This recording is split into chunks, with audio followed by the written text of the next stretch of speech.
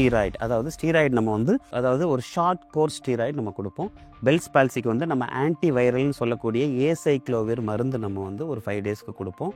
இங்கே நான் முக்கியமாக சொல்ல வேண்டியது என்னென்னா, இந்த பெல்ஸ் பால்சி வந்த 72 மணி நேரம், அதாவது 3 நாளைக்குள்ளே போய் நீங்கள் இந்த ஆன்டிவைரல் மருந்தை எடுத்துக்கணும். அப்படி இல்லைன்னா இந்த ஆன்டிவைரல் மருந்து கொடுக்கறதுக்கு பிரயோஜனம் இல்லை.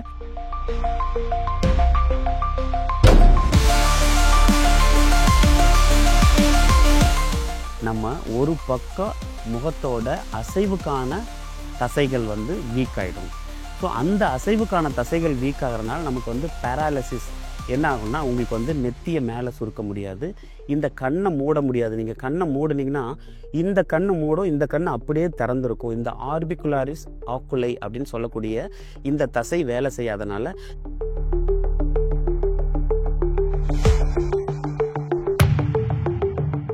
ஸோ இதெல்லாம் இந்த நரம்பு பண்ணுறனால இந்த நரம்போட பாதிப்பு வந்துச்சுன்னா இது எல்லாமே பாதிக்கும். ஸோ பெல்ஸ் பால்சியில் வந்து நீங்கள் என்ன பிரச்சனைகள் வரும் நீங்களே சொல்லலாம். ஒன்று வந்து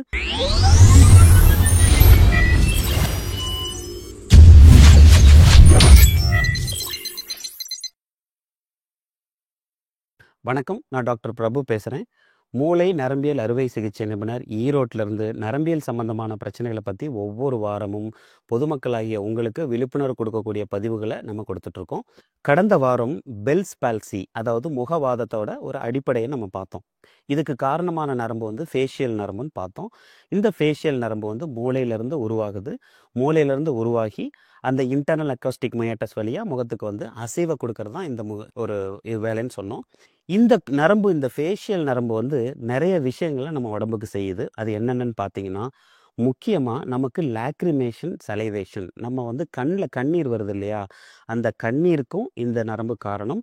ரெண்டாவது, நம்ம வாயில் உற்பத்தி ஆகிற சலைவா, அப்புறம் மூக்கில் உற்பத்தி ஆகிற அந்த நேசல் செக்ரேஷன், இது எல்லாத்துக்குமே வந்து இந்த ஃபேஷியல் நரம்பு வந்து ஒரு முக்கியமான காரணம். இதுக்கு காரணமான அந்த பகுதி வந்து சாலிவேட்ரி நியூக்ளியஸ், அதாவது அந்த நரம்பு வந்து அந்த ஒரு குறிப்பிட்ட பகுதியிலிருந்து ஆரம்பித்து வர்றது வந்து இந்த வேலைக்கெல்லாம் காரணமாக இருக்குது.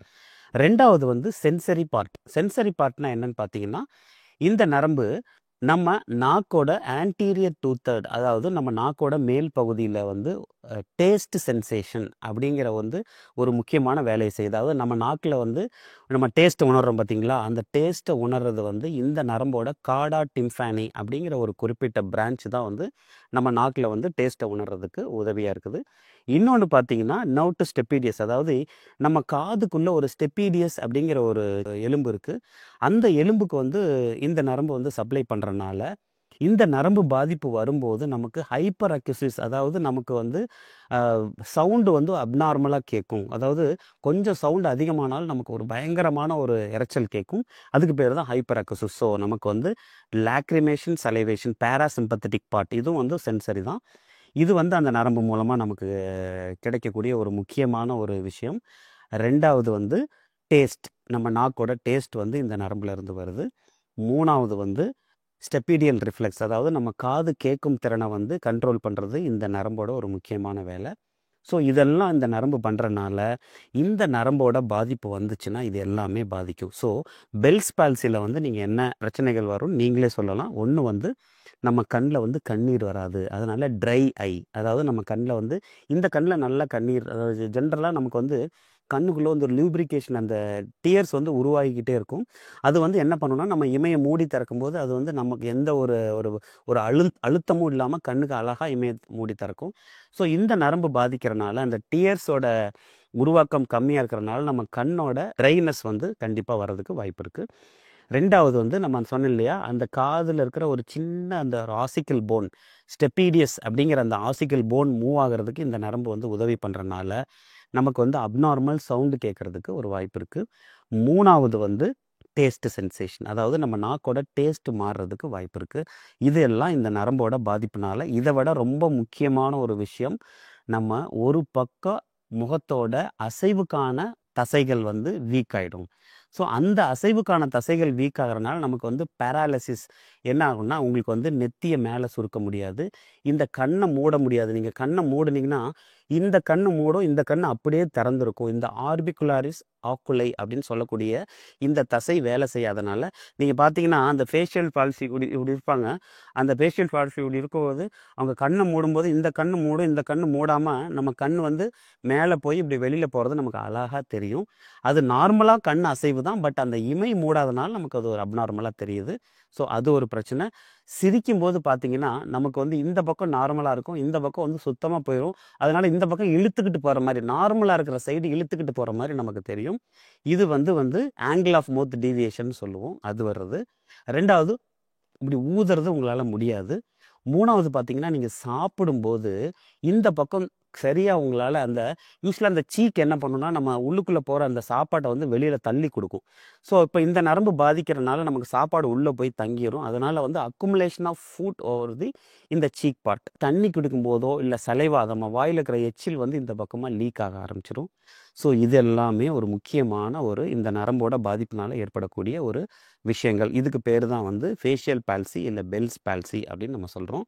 நான் ஏற்கனவே சொன்ன மாரி, இந்த ப்ராப்ளம் வந்து இடியோபதிக்ன்னு சொல்லக்கூடிய காரணமே இல்லாம வரலாம். இல்லைன்னா வந்து வைரல் இன்ஃபெக்ஷனால வரக்கூடிய பாதிப்பு. அதாவது இன்ஃபெக்ஷன் ஆச்சுன்னா அந்த நரம்பு வீக்கம் வரும் இல்லையா? அந்த வீக்கம் வந்து நான் ஏற்கனவே சொன்னேன்ல, அந்த நரம்போட அந்த லேப்ரின்தைன் பார்ட் வந்து ரொம்ப நேரோயஸ்ட்டா இருக்கும். அந்த இடத்துல வீக்கம் வரும்போது அந்த நரம்பு வந்து அழுத்தம் குடுக்கறனால இந்த நரம்பு பாதிப்பு வருது. முக்கியமா எந்த ஒரு நரம்பு பாதிப்பு வந்தாலும், உடனடியா நம்ம வந்து இந்த நரம்போட பாதிப்போட என்ன காரணம்னு பார்த்து, அதுக்கு காரணம் என்ன இல்லைன்னா, நம்ம முக்கியமா ஸ்டீராய்டு மருந்து குடுப்போம். ஸோ, இந்த பெல்ஸ் பால்சிக்கு முக்கியமான ட்ரீட்மெண்ட் பார்த்தீங்கன்னா, ஸ்டீராய்டு. அதாவது ஸ்டீராய்டு நம்ம வந்து அதாவது ஒரு ஷார்ட் கோர்ஸ் ஸ்டீராய்டு நம்ம குடுப்போம்.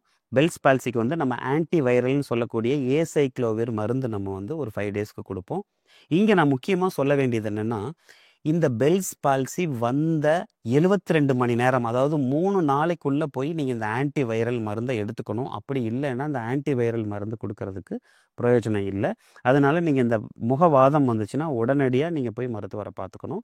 இந்த ஸ்டீராய்டு மருந்து, இந்த ஆன்டி வைரல் மருந்து இல்லாம, இது கூடவே வந்து ஃபேஷியல் பிசியோதெரபி, எலக்ட்ரிக்கல் ஸ்டிமுலேஷன் அப்படின்னு சொல்லக்கூடிய அந்த நரம்ப வந்து நம்ம ஸ்டிமுலேட் பண்ணுவோம். ஃபேஷியல் பிசியோதெரபின்னா அந்த வாய ஊதுறது, கண்ண திறந்து மூடுறது, நெத்திய சுருக்குறது, இந்த மாரி நெறைய பிசியோதெரபி வந்து பிசியோதெரபி டாக்டர் குடுப்பாங்க. அது கூடவே இந்த நரம்ப வந்து எலக்ட்ரிக்கல் ஸ்டிமுலேஷன் மூலமா நம்ம வந்து வேலை செய்யறதுக்கு நம்ம முயற்சி பண்ணலாம். இது கூட அந்த வீக்கத்துக்கு வந்து நம்ம ஒரு சில மருந்துகள் குடுப்போம். அதே மாரி நர்வ் நரிஷர் அதாவது B12 மருந்து குடுப்போம். இதெல்லாம் நம்ம குடுத்து இந்த பெல்ஸ் பால்சிய நம்ம சரிப்படுத்தலாம். நம்ம எப்படி மருந்து குடுத்தாலும் இந்த பெல்ஸ் பால்சி சரியாகறதுக்கு குறைஞ்சது 2லிருந்து 3 வாரங்கள் இருக்கும். அதனால நம்ம பொறுமையா இதுக்கு பயிற்சி குடுத்து, இந்த மருந்துகள்லாம் எடுத்து நம்ம வெயிட் பண்ணி மருத்துவர் சொல்றத கேட்டோம்னா, இந்த பெல்ஸ் பால்சிங்கிற இந்த முகவாதம் கம்ப்ளீட்டா குணமாகறதுக்கு வாய்ப்பு இருக்கு. மீண்டும் இந்த முகவாதம் ஏற்படுத்தக்கூடிய மற்ற காரணங்கள் என்னென்ன? அதாவது இந்த முகவாதம் வந்து இடியோபதிக் காஸ் அதாவது காரணமே இல்லாம வரும்னு சொன்னேன். வைரல் இன்ஃபெக்ஷன்ல வரும்னு சொன்னேன். இது கூட வேற என்ன பிரச்சனை வந்தா இந்த முகவாதம் வருங்கிறத நம்ம அடுத்த பதிவுல பார்க்கலாம். ஸோ தொடர்ந்து இணைந்திருங்கள். நரம்பு சம்பந்தமான பிரச்சனைகள் பத்தி உங்ககிட்ட நம்ம தொடர்ந்து டிஸ்கஸ் பண்ணுவோம். நன்றி, வணக்கம்.